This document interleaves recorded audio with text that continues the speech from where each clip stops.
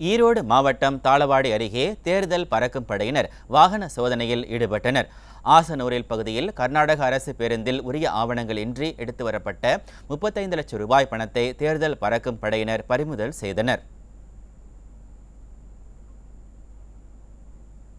தென்காசி மாவட்டம் செங்கோட்டை சுரண்டை சாலையில் தேர்தல் பறக்கும் படை அதிகாரிகள் வாகன சோதனையில் ஈடுபட்டனர். அப்போது உரிய ஆவணங்கள் இன்றி எடுத்துச் செல்லப்பட்ட 10 லட்சம் ரூபாயை பறிமுதல் செய்து கடையநல்லூர் தாலுகா அலுவலகத்திற்கு கொண்டு சென்றனர். தூத்துக்குடி மாவட்டம் கோவில்பட்டி அருகே பறக்கும் படையினர் வாகன சோதனையில் ஈடுபட்டனர். அப்போது கடம்பூர் நோக்கி சென்ற சொகுசு காரில் உரிய ஆவணங்கள் இன்றி எடுத்துச் செல்லப்பட்ட 6 லட்சம் ரூபாயை பறிமுதல் செய்து கோவில்பட்டி தாலுகா அலுவலகத்தில் ஒப்படைத்தனர். காரைக்குடி அருகே இருசக்கர வாகனத்தில் கொண்டுவரப்பட்ட 1,50,000 ரூபாய் பணம் கண்காணிப்பு குழு வாகன சோதனையில் பறிமுதல் செய்யப்பட்டுள்ளது. ராமநாதபுரம் மாவட்டம் திருவாடானையைச் சேர்ந்த அழகர் என்பவர் உரிய ஆவணங்களின்றி கொண்டு சென்ற 1,50,000 ரூபாய் பறிமுதல் செய்யப்பட்டு காரைக்குடி கிளை கருவூலத்தில் ஒப்படைக்கப்பட்டது. சென்னை ராயபுரத்தில் உரிய ஆவணங்களின்றி கொண்டுவரப்பட்ட 36 தங்கச் செயின்களை பறக்கும் படை அதிகாரிகள் பறிமுதல் செய்து மாவட்ட ஆட்சியர் அலுவலகத்தில் உள்ள கருவூலத்தில் ஒப்படைத்தனர்.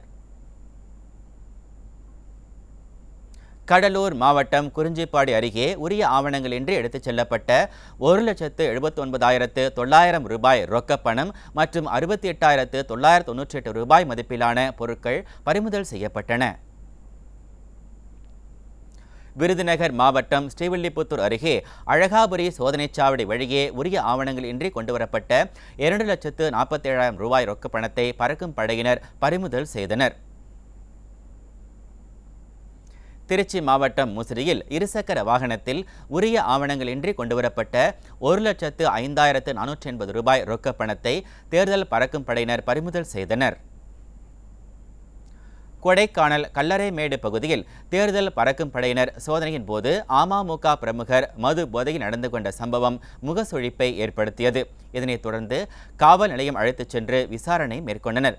இதுபோன்ற செயல்களில் ஈடுபடும் பணம் படைத்தவர்கள் மீது நடவடிக்கை எடுக்க வேண்டும் என பொதுமக்கள் வேண்டுகோள் விடுத்துள்ளனர்.